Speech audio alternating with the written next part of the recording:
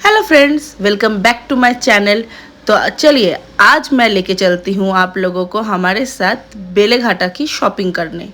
लक्ष्मी पूजा आने वाला है, इसलिए हम लोग निकल पड़े हैं शॉपिंग करने के लिए। अभी हम सबसे पहले ऑटो करके जाएंगे। यहाँ बहुत ही बढ़िया चाय मिलती है किचन क्यू के पास, वहाँ पे पियेंगे हम चाय और फिर हम चले गए हैं बाज़ार की ओर। इतनी सारी मूर्तियाँ और माता को देख के तो बस मन मोह आ रहा था। हम लोग तो कंफ्यूज हो गए कि किस माँ को घर ले आए।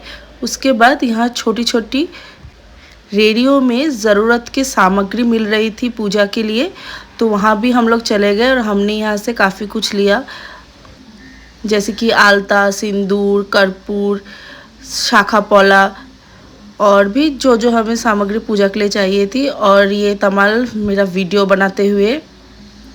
और जो इस बार मुझे सबसे ख़ास चीज़ लगी वो है धान से बहुत अच्छे अच्छे डिज़ाइन किए हुए थे। तो मैंने कौन सा भगवान लिया ये मैं आपको बाद में दिखाऊंगी। और ये मैं कर रही हूँ कुछ साफ़ सफाई अपने पूजा घर की, और मैंने बाकी सारी चीज़ें भी सजा ली है। कुछ देर में ही मैं पूजा स्टार्ट करने वाली हूँ। ये मेरी शादी के बाद पहली लक्ष्मी पूजा है जो मैं खुद अकेले करने वाली हूँ। इससे पहले मैं अपने मायके में अपनी मम्मी का हाथ बटाती थी।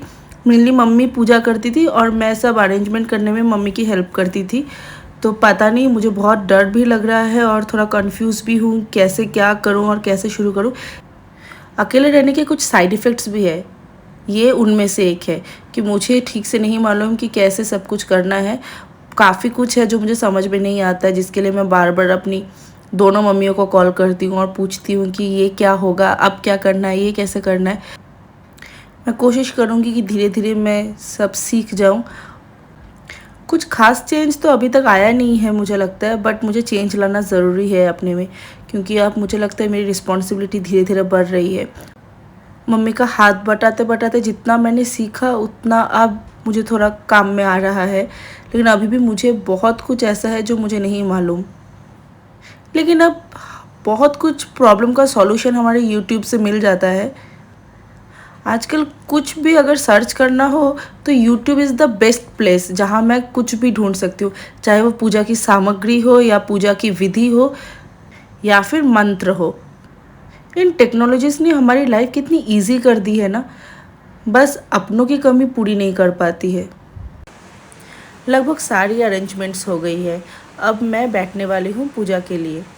पता नहीं सब कुछ ठीक ठाक कर पाऊँगी या नहीं, लेकिन जब भी मुझे ऐसा कुछ लगता है तो मुझे मेरे सर की बात याद आती है। जब मैं कॉलेज में थी तो सर हमेशा कहते थे कि जब हम किसी को माँ बुलाते हैं तो हमें फिर किसी चीज़ का डरना नहीं चाहिए, क्योंकि तब इंटेंशंस मैटर करते हैं।